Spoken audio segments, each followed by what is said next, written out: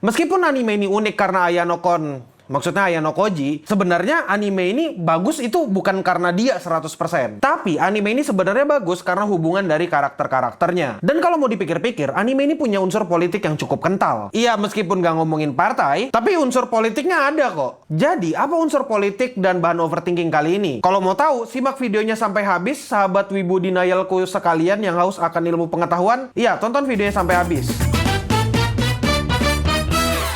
Hari ini aku mau ngebahas unsur politik dari anime ini. Lebih tepatnya, aku mau ngebahas fondasi awal politik dan ketatanegaraannya. Kalau kau sadar, anime ini menceritakan tentang sekolahan yang menggunakan sistem poin. Yang dimana poin itu bisa didapat ketika siswa itu punya prestasi. Selain itu, poin juga bisa dipakai buat transaksi jual beli di sini. Jadi jelas kalau poin itu adalah barang berharga dan barang yang langka atau limited. Kalau misalnya kau masih nggak tahu fungsi poin dari anime ini, aku yakin kau tidak cukup cerdas. Dan mungkin IQ-mu ada di bawah 70. Karena dari season 1 yang dijelaskan dari anime ini ya tentang poin dan gimana cara mereka dapat poin dan kegunaannya. Jadi aku harap GWS. Anyway, kita lanjut aja daripada aku misuh-misuh kayak tadi. Kita sama-sama tahu kalau dapat poin dari sekolah itu sangat-sangat susah. Tapi di season awal atau dengan kata lain di semester awal, ada satu siswa yang bisa mendapatkan sampai 2 juta poin sendiri. Pertanyaannya, dari mana dia dapatkan itu? Apakah dari transaksi ilegal atau dia memanfaatkan melon yang dia punya? Ya, jelas, bukan itu alasan dia dapat 2 juta poin. Jadi di season 2 akhirnya di-reveal kalau ternyata Ichinose itu mendapatkan poin bukan dari kegiatan ilegal. Tapi dia mendapatkan poin itu karena dititipkan oleh teman sekelasnya. Pertanyaannya adalah, kenapa mereka mau? Kenapa mereka mempercayakan uang mereka atau poin mereka ke Ichinose? Terus, apa hubungannya dengan unsur politik? Jadi gini, alasan orang menitipkan poinnya itu karena orang-orang itu pengen dilindungi. Alias mereka itu nggak mau di drop out dari sekolah. Pada dasarnya, siswa kelas B itu cuma pengen hidup tenang dan gak di drop out dari sekolahnya. Mereka cuma mau hak mereka sebagai siswa dilindungi. Dan kebetulan Ichinose adalah orang yang bisa mereka percayai untuk dititipkan poin atau uang mereka. Dan fenomena ini disebut sebagai kontrak sosial. Sekarang pertanyaannya, bagaimana kontrak sosial itu bisa terbentuk? Pada dasarnya, kontrak sosial itu bisa terbentuk karena manusia sebagai individu kesulitan untuk hidup sendirian. Manusia harus berkelompok dengan orang yang punya tujuan yang sama. Yang dimana tujuan itu adalah bertahan hidup. Salah satu orang atau tokoh yang bernama Thomas Hobbes itu pernah ngomong, sejatinya secara naluriah manusia itu adalah orang yang kejam, brutal, dan jahat. Jadi akhirnya manusia meminta perlindungan dengan cara mereka memberikan hak mereka sebagai manusia kepada orang yang lebih tinggi. Dan dalam konteks anime ini, siswa kelas B mempercayakan poin mereka kepada Ichinose untuk mendapatkan perlindungan. Dan alasan kenapa mereka memilih Ichinose adalah karena Ichinose itu bisa dipercaya dan social skillnya Ichinose itu bagus. Jadi dia bisa minta bantuan orang ketika dia atau kelas terlibat dalam suatu masalah. Di season 3 episode 6, semua siswa diminta untuk melakukan ujian. Yang dimana ujian itu adalah memvoting satu orang dari kelasnya untuk dikeluarkan. Dan disinilah kelas B yang dipimpin oleh Ichinose itu diuji. Apakah Ichinose bisa menjalankan kontrak sosialnya atau enggak? Cara agar bisa menyelamatkan satu siswa dari dropout adalah dengan menggunakan 20 juta poin. Dan poin yang tadi dititipkan ke Ichinose akan digunakan untuk menyelamatkan satu siswa tersebut. Kalau ternyata ada satu orang dari kelas B yang dikeluarkan, pastinya akan muncul ketidakpercayaan dari kelas Ichinose. Dan akhirnya kepercayaan itu ya ujung-ujungnya bakal hancur. Kalaupun misal banyak kelas yang gak hancur, akan timbul banyak kritikan. Bahkan aku gak kaget kalau misalnya bakal ada wacana untuk mengganti Ichinose dengan pemimpin yang lain. Dan akhirnya kelas B yang dikenal solid menjadi tidak solid lagi. Ada tambahan lagi, kelas D yang dipimpin oleh Ryuen itu juga menerapkan kontrak sosial. Ya meskipun cara memimpin Ryuen itu bisa dibilang kayak diktator, ya tapi tetap ada kontrak sosial di dalamnya. Kurang lebih kontrak sosialnya kayak gini, Ryuen akan melindungi orang yang nurut sama dia. Kalau nggak nurut, bakal dibuang sama dia. Ryuen dan Ichinose punya cara kepemimpinan yang berbeda, tapi semuanya sama-sama dimulai dari kontrak sosial. Kalau kelas B, mereka menggunakan poin sebagai bayaran. Tapi kalau Ryuen, mereka menggunakan rasa takut, atau mereka mengambil hak dari siswa-siswa di kelas D demi kepentingannya sendiri dan kepentingan orang yang mau dia lindungi. Sama-sama kontrak sosial, cuma beda currency.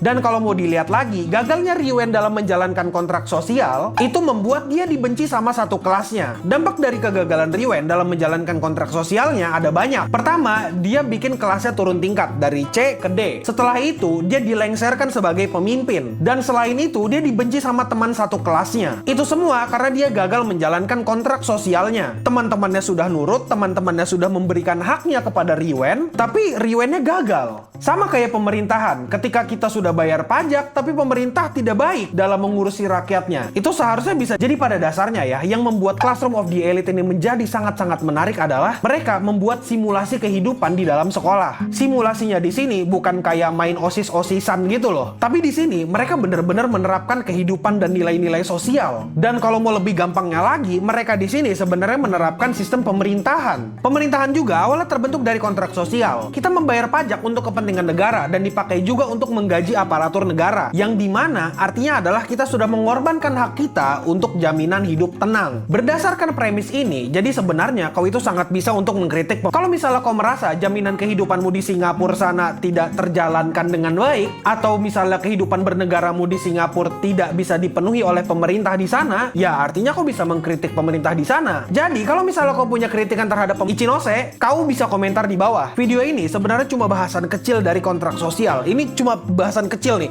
Ini tuh masih luas lagi sebenarnya pembahasan tentang kontrak sosial. Tapi karena aku nggak pintar-pintar amat, jadi cuma itu yang bisa aku bahas. Dan kalau misalnya ada yang kurang dari videoku, coba komentar di bawah apa yang kurang. Aku juga mau belajar dan aku ngerasa nggak ada ruginya untuk belajar. Dan jangan lupa kasih tahu ke aku juga gimana pendapatmu tentang politik di anime ini. Kalau gitu, itu aja dulu dari aku. Aku admin Yami, stay clean and sound.